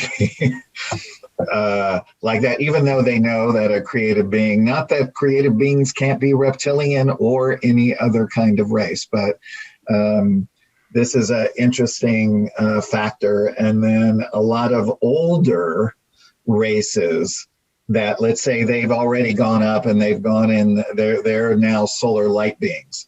They're way up there. And if they choose and want to come back in a body, They can then take on a permanent soul vector suit, and they're called a digital immortal. And basically, they go on. Each one may go on a mothership because their brains and their knowledge from all of their, it could be billions of years of evolution, is inside that body. So they can process even faster than the fastest computer. Wow. I mean, that's really cool. That's cool. Where would you kind of fit our what we call ascended masters into that? Well, the ascended masters are, so created beings are created from source, the Godhead, however you want to look at it. So a created being can be, and this is a cosmic event when a created being is born. They can be, if they're born as an infant, they are born from a womb of light and come out, and then they are given to celestial parents to raise, right? Now, also, if a created being could come into being through source as an adult, there one instant, here the next. And then they start their mission. So what was the question again? Where ascended masters fit in. Oh, ascended Jesus, masters. Buddha. Yes. Kevin. So this is the created, these are the created beings. Then, so when we, let's say, have had many years of evolution, not only on this planet we're learning duality. If we're living on the interior of Venus, or they tell me that all the planets are populated throughout our galaxy. Everyone lives on the inside of the planets, and I can tell you how that is in a minute. But because people always say, "Oh, how can you do that?" But they can do that, and quite easily with their advanced technology. So then. Let's say you've gone through a lot of schooling through Melchizedek, which is the spiritual university of the universe, and you've gone out to many planets and you've gleaned, and you end up becoming a master teacher like Jesus, Buddha, Muhammad, etc. And then you are, or Saint Germain, etc. You therefore are responsible for a certain planetary spheres that you look over. This one is really heavily being looked over by all those masters, because this one really needs to change over and become fully conscious. So it's really looked after. Now, if you get up into the big scheme of things, and the Autobiography of an Extraterrestrial Saga book series gets into this, because it deals with duality, because that's what Tehran teaches. But up there in the universe, in every 200,000 beings born, one is born dualistic. And this is so that dualistic being will keep the rest of those fully conscious beings on their toes of what it is to be around a dualistic being. And that dualistic being will learn from fully conscious beings on how to become fully conscious. So Tehran is dualistic. And he's teaching this so it makes sense, right? And so anyway, I lost my whole train of thought. Tell me the question again. It'll come. Oh, no, you actually answered it. It was where the ascended masters like Jesus and Buddha fit in. Oh, yes. I remember. Yeah. I remember. And I'll sum it up really quick. So in the big scheme of things in the universe is the greater duality between Michael and Lucifer. So we actually learn all about the Lucifer rebellion, and we learn about Michael, and we go through that greater duality and how that affected the universe as well. But part of Lucifer's dissension was he believed that ascended beings should not be put in the same classification as angelics, who were created beings, that created beings were better. You see, so that's how a lot of that sort of began. So if people are into that kind of story, they'll learn that's a side thread to a lot of the other stories in those books. So I've actually had Michael on. Oh, really? Somebody channels Michael? Yeah, somebody channeled Michael. I was not expecting it. And Michael came through basically, if you could imagine a jolly Santa Claus. Oh, kind of, you can ask us anything. And I'm just like, I could have, if you gave me 20 minutes, I would have had a list of questions. But, if you were a tree, what kind of tree we'd, I don't know. It's like, what are you going to, I am Michael. You may ask me anything. Oh, so I got all about me instead of, because ego kicked in really quick. So I was like, but Michael is supposed to be very, very, I've been told Michael and Heniel, the two archangels, are very strong in me. Yes. Anyway, that was interesting. That was a very, very interesting. This gentleman channeled when Michael came through, and I was like, okay, was not expecting that. Wow, that's amazing. Those guys are like, I have certain tattoos, and that is a Michael from about 150 AD. Yeah. This is a Michael from like 2017. Angel communicator out of Virginia. Oh, speaking of the Bell Rock you're on. Yeah. This tattoo. Oh, look at that. This tattoo actually in real life has as rock ground up from the Bell vortex, the Bell Rock.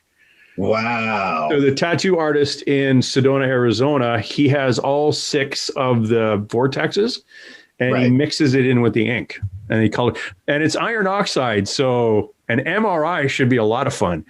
So,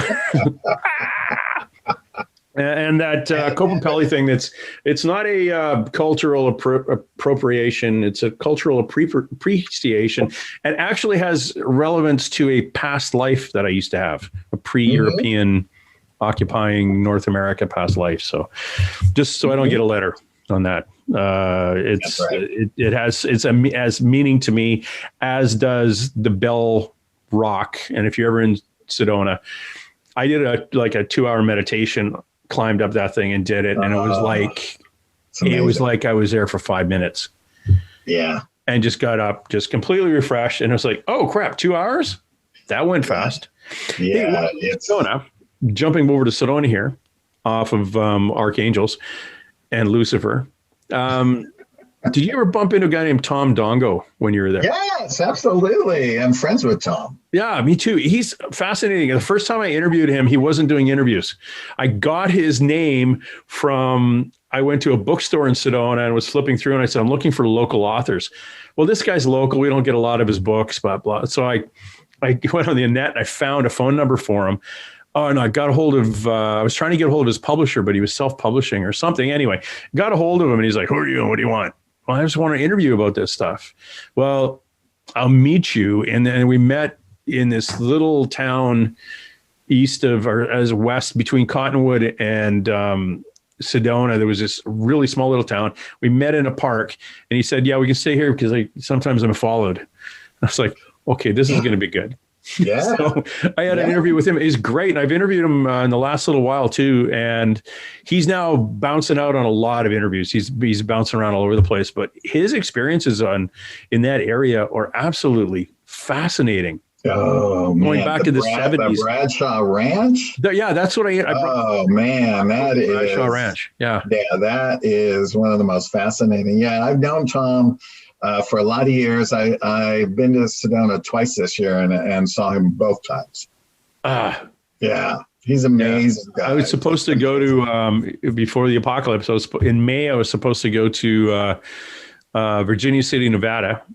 Mm-hmm. And the 5th, or was it the 1st of May, that weekend, then And then I was supposed to go to Tombstone, Arizona 2 weeks later. So I was going to go up to Sedona and stay there for a few days, see Melinda Letsley and go out and look at the UFOs again. Too, yeah. And then I was supposed to go to Tombstone, then Contact in the Desert in June. Yes. Which then fall, I was supposed to be up and down the West Coast from California, Northern California to Washington doing talks at conferences. But that switch got thrown and I'm not allowed to cross the border. Yeah, I know. Yeah. Could you imagine though if you crossed and they closed it, you're stuck. Well, my youngest daughter for a year had been planning to go to, it's not Sierra Leone, West Africa. Right. No. Okay. Anyway, she's supposed to go to West Africa.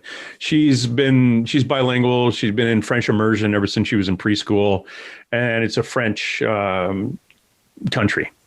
Right.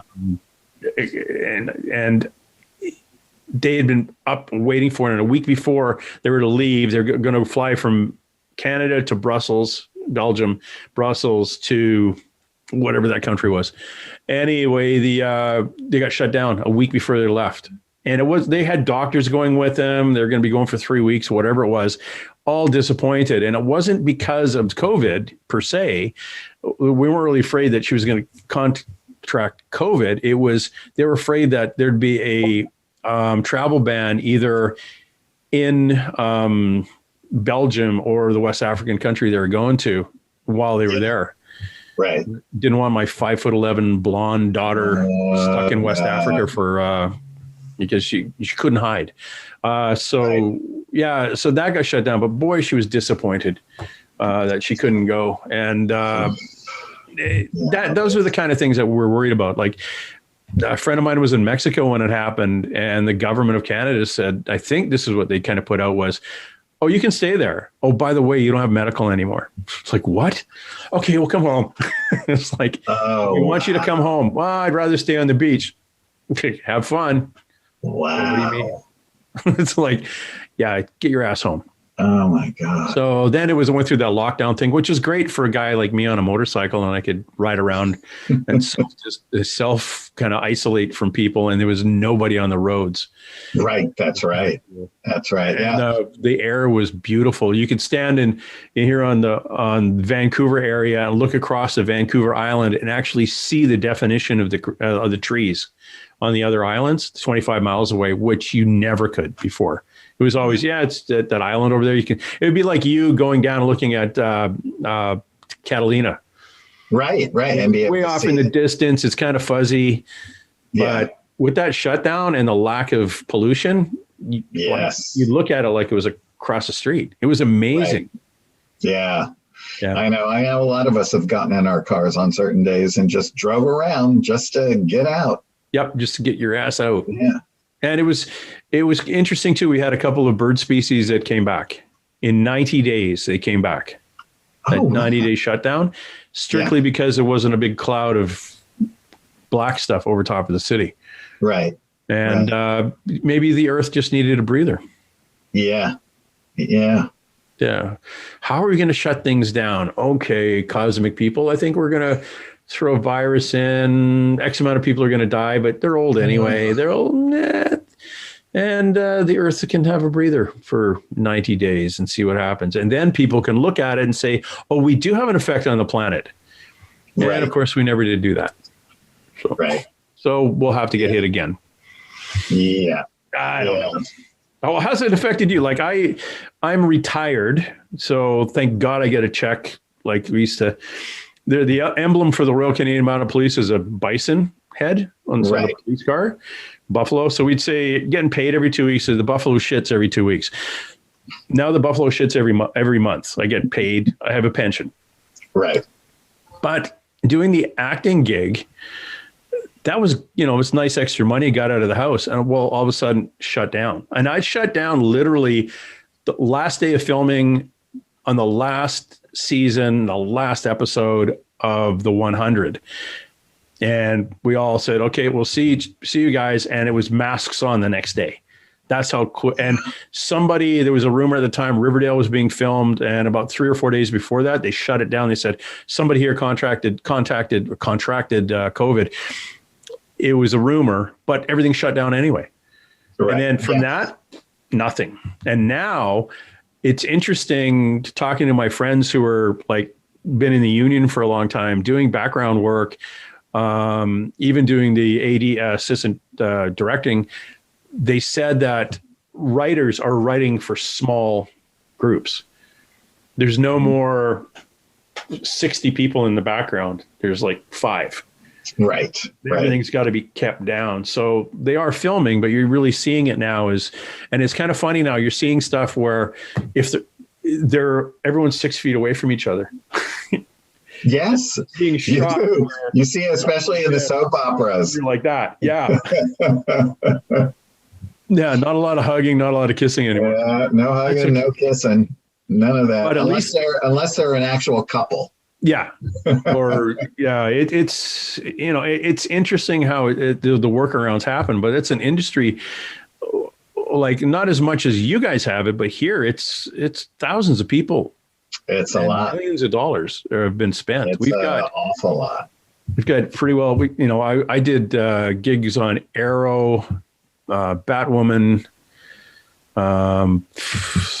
Supergirl, there's all those goofy little, I shouldn't say goofy, all those like comic book related things that were going on here.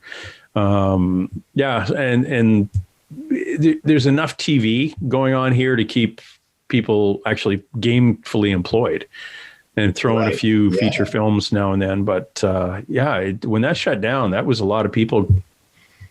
Crap. If it wasn't for the government kicking in $2,000 a month or whatever it was, people. Yeah. Then I found out that I could have qualified for the $2,000 a month because I made over $5,000 last year doing it. And they said, and my kid said, "Do you qualify for that $2,000 a month?" And I said, I'm good.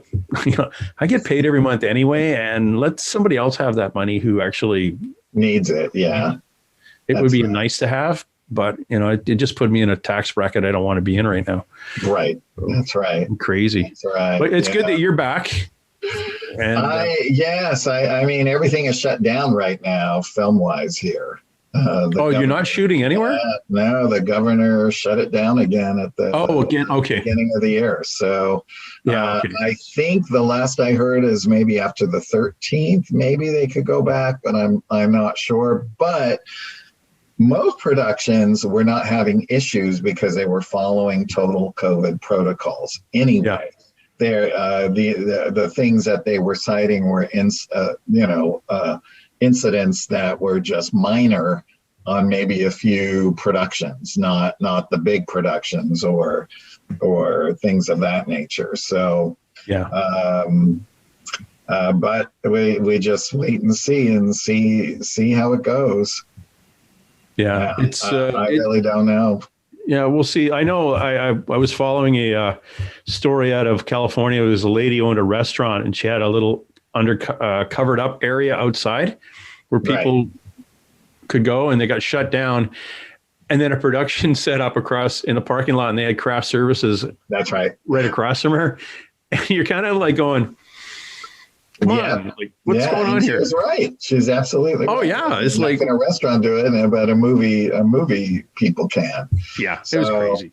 My guess is the new protocol is going to be everybody that next goes to the set has to be vaccinated. I'm sure that's what's going to happen. It's going to probably be mandatory, is my guess, and you're going to probably have to have paperwork and the whole thing. Yeah, I'm wondering if you could.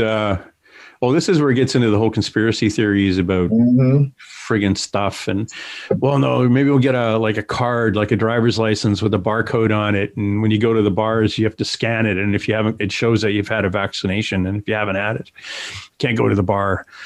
It's like, right. Yeah.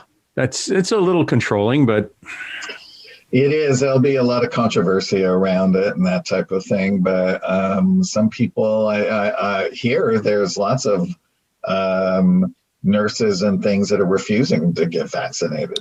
Here the same thing for flu shots. Yeah. And it is what it is. And it's one of those things, hey, here's I'm going to run something by you. And I know we've kind of gone past our time here, but before I let you go on this, have you noticed in your experience in the last 18 months, a number of people who claim to be spiritual and awakened have really gone down the QAnon rabbit hole? I don't know many people, but I know a lot of people were sending it out like in the beginning. You got to watch these videos. You got to watch these videos. You got to, and I watched them all as well. And I had really no idea where they originated or how they came into being. I mean, the only thing I thought, wow, if JFK Jr. and his wife were really alive, that would be cool. But yeah, but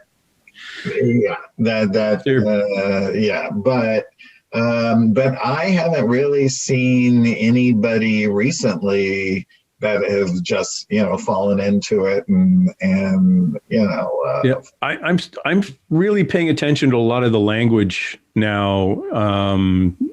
And I know I had like 5,000 friends on Facebook. I think I got rid of 800 or some. Went through that. Oh, wow. Ooh. Yeah. You cannot be open and light if you want to build a wall around your house and stay inside with an assault rifle and not let the others. Right. And it's like, That's right. but and this is going back to police training in regards to cults. If you were like, if you have a perception that you're disenfranchised, that there's something, I can't go back to my hometown because it's just different now.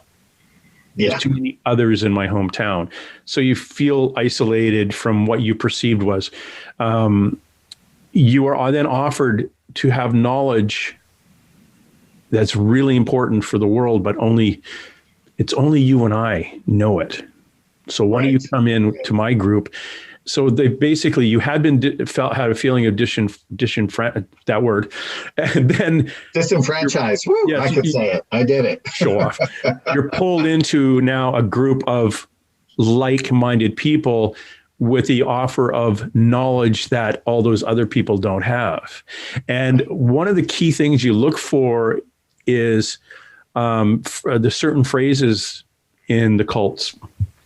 And a cult-like phrasing is, I have been told by people in very, very high places that something's going to happen. You just wait. Well, the perception of knowledge as power is that you've just made yourself a little bit, you've moved up the hierarchy on the social media platform. Ooh, right. You know something? What is it? Can't tell you about it. And then if you challenge the person, the next classic cult thing is do your own research. Look it up for yourself. Oh, where do you do this research? What library, what book did you get? Oh, no. If you go to this chat room and wave your hand a certain way and say that you know me, they'll let you in. It's like, dude, you're in a cult, right? No, I'm not in a cult at all. I'm in a movement. No, you should have a movement and just get this out of your system. But that's the classic targets for cults. And it's been really disappointing to watch people who are and a lot of psychics and shaman type people have went, whew, because now I kind of look at it and go, okay, that's a good way to tell the ones who aren't really that connected. Yeah, the ones that aren't inclusive would be the best way of others. Yeah, it's awkward. But I've noticed that about the last 18 months, it's really just like a whoosh. Yeah, like people are sort of shifting off and taking sides. I mean, when I read something, this is how I look at it.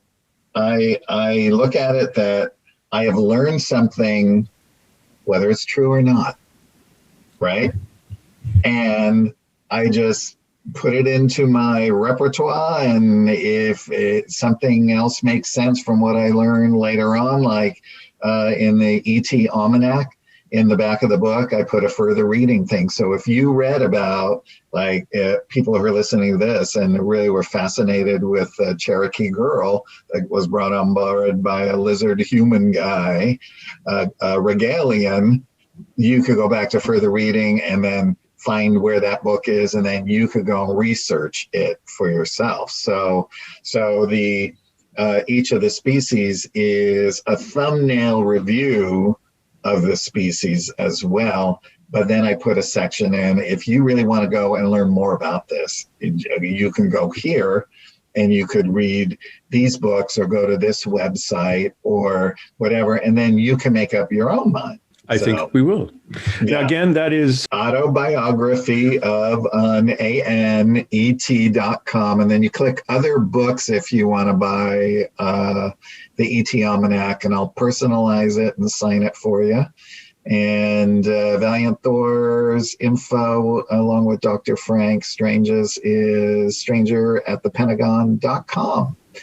And I'm on YouTube, Twitter, Facebook, and all these different projects are on Facebook as well, and YouTube as well. And YouTube is Craig Campobasso. And again, Campobasso. And again, the for his book, autobiography of an ET.com. Autobiography of an ET.com. Yeah.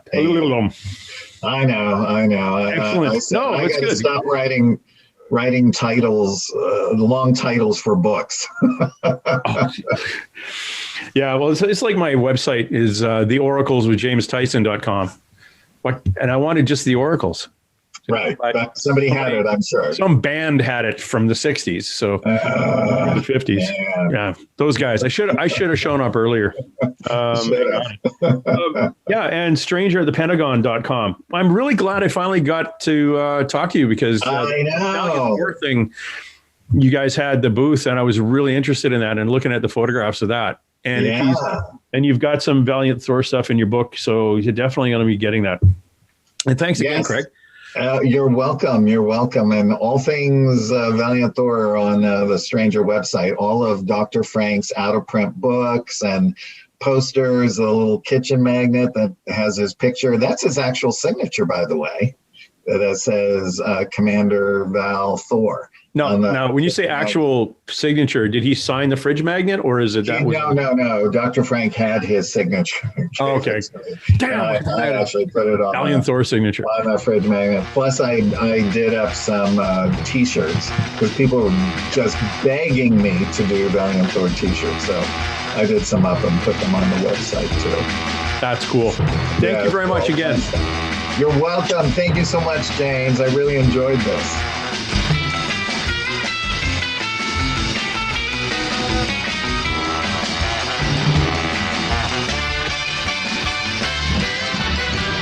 That's it. Let's roll. Hey. Let's be careful out.